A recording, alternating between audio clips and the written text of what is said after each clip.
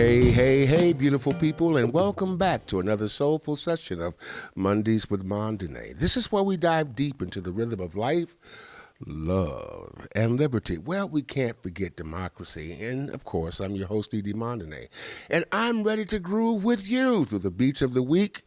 And tonight, I have the honor of speaking with an incredible leader, someone whose work has paved the way for generations of students and educators, and it's none other than Miss Cynthia Richardson. Everybody, yay! Now, Cynthia Richardson, let me tell you a bit about her. She's the first black chair of the Salem Kaiser School Board, a retired educator, and a longtime principal with an inspiring 44 years of service in education. She's been a voice for equity, student access, and advancement. And we'll talk about her journey tonight and the challenges facing our schools and what black and brown families can do to advocate for our students. Miss Richardson, welcome to the show. And it's an honor to have you with us today. Thank you. It's my pleasure to be here this evening. Now, listen, you've been an educator for over 4 decades and recently became the first black chair at Salem Kaiser School Board. You transcended from being the first black high school principal of the Salem Kaiser School District. Wow. uh, you know what? This is groundbreaking. And I'm excited to have you here. What does this new role mean to you? And how, Madam Educator, do you see your impact expanding now in this leadership position? We're so proud to have you. Thank you so very, very much. Um, I knew I was retiring in 2023, and I really didn't have any plans. All of a sudden, I started getting calls from former students and their students. I've been in Salem Kaiser 27 years, so I have been the principal to thousands of students. And they said, Miss Richardson, we need you on the school board. And I'm like, school board? I'm retiring. Anyway, I agreed. And I'm so proud to say that it was my students who organized my campaign, who canvassed for me, who did everything Wow. that needed to be done, and made it so easy for me to just show up, speak, and the votes came through. So I'm proud to say that I'm on the school board and I'm in a place now where I can really speak for them. I think it's very, very important for people of color to be at the tables where decisions are made.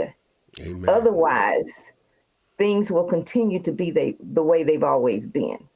So I see my position as school board chair to listen and to continue to remind people of what's important for all kids and speak up. Go ahead. No, I want you to finish. And speak up and not be afraid to take action when needed. Speak up and not be afraid to take actions. And this is the picture that we have here as a powerful black leader who is a woman, a mother, and a believer as well. Yeah, our schools are facing unprecedented challenges, budget cuts, violence concerns, and a lack of funding. I know that your work focuses on equity and advocating for our students, but what do you see as the biggest challenges we face right now, particularly for black and brown families? How do you see that happening with us? First of all, our parents and our students need to see successful leaders of color, and especially in the schools. If they don't see them, they don't think or believe that they too can be successful and lead. Yeah. So that's number one, is getting them in the schools. But the biggest challenge is is for our students to believe that they can be successful. Yeah. They don't believe that they belong. They don't see anything that looks like them when they walk into our schools. Um, they don't feel validated. They need every possible gesture to know that they are valuable, they are important, and that they can do and be anything they want to do. Yeah. That happened for me Yeah. early on in life. Yeah. I came through segregated schools, and all of my teachers were Black. My principals was Black. My superintendent was Black. So I knew that I too could be successful and that I could do anything I wanted to do and become anything I wanted to become. And that's what our kids need to know and believe right now. Yes, ma'am. You know, you've often said, and I've heard you say this more than once, that parents play a crucial role in shaping their child's educational experience. What are four key issues that black and brown parents should be advocating for when it comes to their children's education? First of all, they need to train kids up in the way that they should go. Mm, Students need to be respectful. They need to respect authority, whether they agree with it or not. mm-hmm. Our students need chores. Yeah, Chores stop it. help to develop their Mm-hmm. work ethics. They need money management. They need to be introduced to saving money early on in life, so that they know how to be successful with money. Attendance in school is essential. If Wow. you don't go to school, you can't learn, you get further behind, you have educational gaps, and that's why a lot of our students end up in special ed or dropping out of school. Tell us a little bit about special ed. Special ed is identified for students who have special needs. They are assessed, and as a result of those assessments, it's determined whether or not they stay in regular ed classes or if they will be in special ed. Some students are in regular classes and are pulled out to go and have special assistance with a special ed educator. It just depends. Some kids are just pulled out for language. It's not necessarily a learning disorder. It's because they need help with speaking correctly. But we have large populations of special ed. We're not funded at the rate we need to be funded to be able Ah, to meet their needs. That's part of the budget crisis that we are experiencing right now in our schools in Oregon. so that when you talk about that, that's resource equity that we're Resource, falling short behind. yes, resource equity. And and, Another and thing, go ahead. another thing that's so important is attendance. Mm, Students don't need to stay at home for a stomach ache or a cramp, or they need to be in school each and every day as much as possible. My mother did not allow me and my sisters to miss school. I huh? had perfect attendance from kindergarten through 12th grade, okay?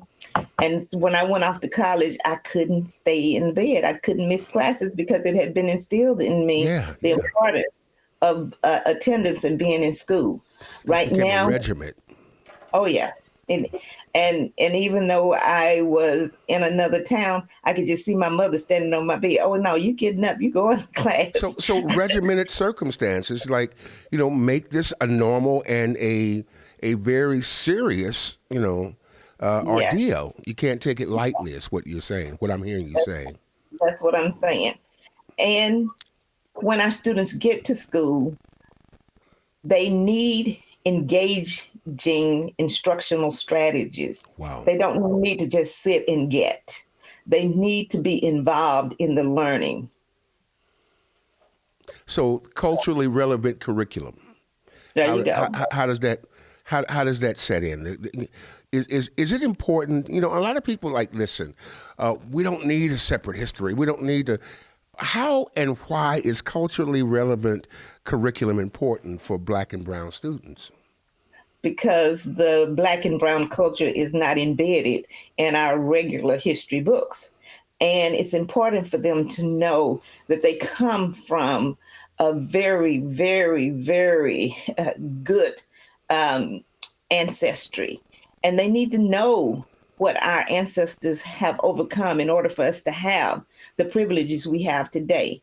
They need to understand that price was paid.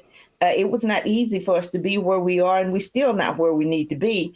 But if you don't know what people have gone through to open doors for you, then you want to appreciate it and take advantage of it and try to keep moving us forward.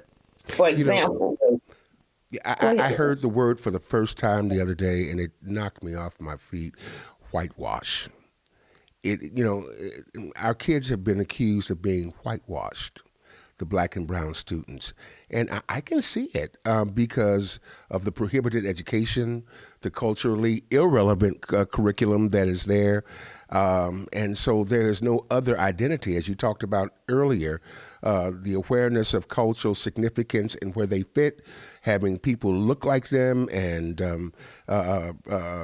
do the kinds of things that they could only dream about doing or see as important to them. Wow, that's really, really important. How do you see that playing out, and what do you think about bringing that to closing that gap? So this is what you need to understand is Hmm. that we are products of our environment. So when we have white staff teaching our students, they teach what their life experiences are Yeah, and what has been important to them. And I want to share an example with you. please I do. clearly remember third grade. We had standardized tests. And I remember this question as if I took that test yesterday. And it said, you and your family are going on a vacation to Colorado for a ski trip. Mm, Which of the items below will you mm. pack for your trip? I grew up in Tyler, Texas with a single mother who raised three girls. And I'm here to tell you, our vacations were definitely not to Colorado. I knew nothing about snow and I knew nothing about skiing. And I still to this day don't feel that I should have been assessed on an experience that I had never had. That doesn't test my intelligence. That tells me that that was my teachers or the people who wrote the test. That was their experience, and they thought everybody else should have the same experience. That's an example of not having culturally relevant instruction Wow, and curriculum. that's a powerful example, and it brings in it brings in a flavor and an attitude of mistrust. We've got to create safe learning environments for our students, and there's more way to spell violence than fist and throwing a punch or saying a bad name. When we don't have a safe learning environment, it means that we're not culturally significant, and we're not represented, and our experiences are inadequate, etc. That's not a safe learning environment. What do you think about that? So in Salem Kaiser, in addition to our academic goals, one of our goals this year is a sense of belonging. Yeah. Students need to feel that they belong. I can tell you in my 14 years as a high school principal, I knew my students by name. Hmm. I attended their events and I could tell them what I saw and what a good job they did. Um, Kids need to know that you care. And when they know that you care, they will feel safe. Yeah. They will come tell you about incidents that are supposed to happen on a given day and Hmm. allow you to prepare to intervene and stop it. Yes. Kids, kids, I would show up at different places and kids, where do you come from? How did you know? It doesn't matter. I care. And I want you to know that this is not the way we handle problems and situations. We're going to sit down at the table like adults and we're going to talk it through and we're going to work it through. Mm. Um, that's how kids uh, learn to trust and start feeling safe in their environment. There It's has to be sad. Go ahead. there has to be an accountability for the school staff. It has to be an accountability for leadership to espouse that attitude that you're talking about right now. How does that happen? And what do we do to systemically? Because we understand that systemic racism is always the monster in the room or the big elephant that sits in the middle of the floor. How do we systemically hold the leaders to be accountable for this kind of environment that we're talking about and to foster the kind of adequate cultural experience to bring the best out of the bunches, per se? I want to tell you that all racism is not intentional. Yes, I agree. All racism is not intentional. Yes, Like I said earlier, we're products of our environment. yes. And if all I've lived in is in a white world and have been told that people of color are thieves or are less than or shouldn't have opportunities, that's in your belief system. Racism is learned. So So, that is where we get the systemic piece from. mhm.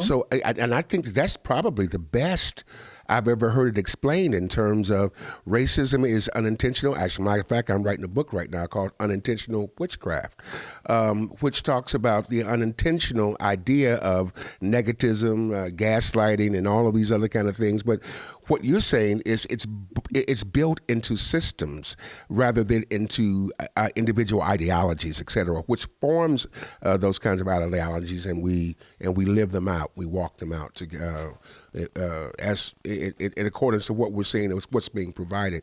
How do we close that gap? How do we bridge that gap? We have to continue to train up our students of color, teach them to be leaders, and teach them to stay in Oregon. I raised two boys here, and they have no desire to come back to Oregon. uh, uh, when I was recruited, I just couldn't believe how hard they were recruiting me to come here, and I did not know Oregon history, and I came.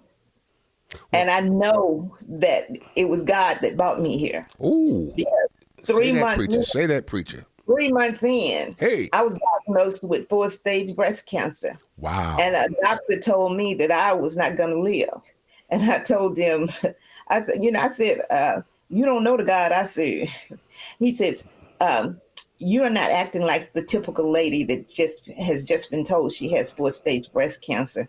I'm going to prescribe something for you. I said, you're not going to prescribe anything for me. I came in here with everything I need, Hey, and I don't need your medicine. I hey. got dressed and got up and left him and went and found me another doctor. That doctor looked at me and I said, so what are we going to, he says, you know your prognosis? I said, yeah. I said, what are we going to do? He says, if I were you, no. He says, if you were my wife or my daughter, he owned it, and made me feel that I was important to him. Mm-hmm. He says, I recommend a radical mastectomy. I said, schedule it. See, you a And tough lady.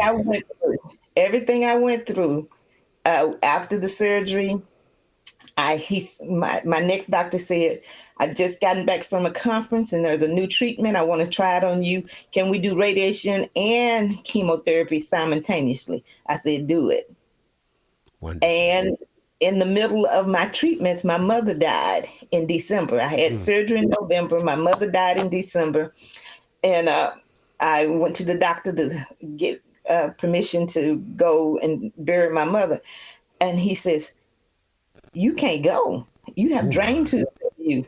And I looked at him and I said, you and what arm are going to stop me? Oh I my said, either you're going to Jesus. take these drain tubes out or I'm going to take them with me. Anyway, I did get to go bury my mother. And when I went home, everybody was looking at me like I was a ghost. You know, you have 4-stage breast cancer and you up still running things. That's what my sisters say. They say Yeah. I run everything. Well, they're right. They're right. Are you still running things? I say all of this to let you know that when God has plans for you, He gives you everything you need to be able to carry those plans out. He knew I needed confidence to go through the kind of racism I was going to have to go through all the trials and tribulations I was going to have to go through.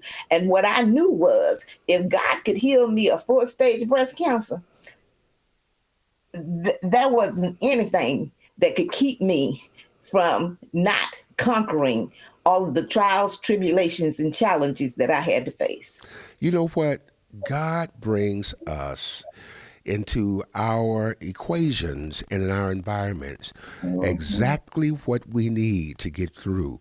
And I'm so glad that God reached all the way down in Texas and saw this little girl as feisty as what she wanted to be and brought her here to be a part of our historic experience of expansion and being better. Miss Richardson, your leadership is truly an inspiration. And I can't thank you enough for being here today. You just don't know. Before we close, what's one final message you'd like to share with our listeners, especially as we move into another school year? I want all of our listeners to know that we can be successful. Yes, ma'am. He didn't say it would be easy, but I can tell you, whatever he takes you to, he will take you through it. Hey! Set your goals. See it. And set them high. Hey! And write your plan, write the vision and make it clear. Do it, do it. Every day take action to accomplish the things that God has in store for you. Yes, sir. Yes, just sir. know, that He will not fail you. Yes. That He will be with you. Oh, yes, is sir. that me? Are you paying me? Okay. Just know that you can do all things through God who strengthens you. Yes, remove ma'am. fear, remove doubt, remove anything that's preventing you from accomplishing the goals and the plan that God has in store for you. Get busy, just do it. Madam Chairperson, Salem Kaiser School District, we have the winner. We have the right person for the job. We're so glad that you're here. We're thanking God for you, and we're praying for your success. And thank you, our listeners, for joining us tonight. Remember, advocating for our children is advocating for our future. And until next time, keep pushing forward and fighting for what's right. Good night, everyone. But this is what's next. My beautiful people, we stand at a pivotal moment in history. We have the power to redefine our communities for the future, but that requires unity, political action, education, and holding each other accountable. If our Kamala Harris wins, let's make sure her office is fortified with our collective strength. If she doesn't, our work remains just as crucial. As always, we'll end with a reminder. This is our country, and our voices really do matter. Let's make sure that we're heard loud and clear. Until next week, stay blessed, stay powerful, and as always, keep shining your light. I want to do a special shout out to our sponsors. Post Shine's not just a restaurant, but an institution located at 8139 North Denver, right here in the Kenton District, and you can expect the best soul food this side of the Willamette. Aunties and Tanties Daycare Services, where your mama couldn't take better care of your children. Adorn Electric, that's where they light up our lives and they light up this set. They really move, and groove. I'm grateful for your support on this podcast. You can visit me Sunday here, right here at Celebration Tabernacle in Portland, Oregon. And a special thank you to our production team, Dion, Robin, Andy, and Paul. Not one of them is bigger than the other, and they all stand tall. Now, if you enjoyed this episode, please share it with your friends and followers. Turn on your notifications so you never miss a thing from Mondays with Mondane. And be sure to follow us on Facebook and on YouTube. Well, thanks one more time for tuning in to Mondays with Mondane. And remember, it's not just about the music. It's about the message. Let's keep the conversation going and making a difference, one beat at a time. And until next time, stay blessed, keep shining your light, and be in love. You know, I talk about a lot about knowing where you came from to know where you're going. Well, I came from the projects of St. Louis, Missouri, and I ended up into the majestic mountaintops of Portland, Oregon. It's been a wonderful journey, and Lewis and Clark took that journey from St. Louis to Portland, and I took it too. It talks about who I am, and as I'm with you often in the in cyberspace or on websites or on the, what do you call it, social media, I want you to know a little bit about me and who I am. This book talks about my fantasies, my failures, my triumphs, and more than that, it talks about the resiliency of being able to continue to go forward regardless of the odds. I'd get a copy. It's called From Maladies to Melodies. And I hope that you enjoy it and give me some feedback. God bless. Hey, it's time for you to come to Post Shine. Check out that catfish sandwich. Oh my goodness, is that the shrimp po' boy? Man, look at that chocolate chip cake. Man, I need to get over to Post Shines at 8139 North Denver right now because this food looks delicious. Or call if you'd like, 503-978-9000. And don't miss it, you'll be sorry. In times gone past, we find ourselves making excuses so that people reminded, ooh, I've got to get home and tend to the brand new missus. I need some time alone. Can't just wait until I finish texting on my phone.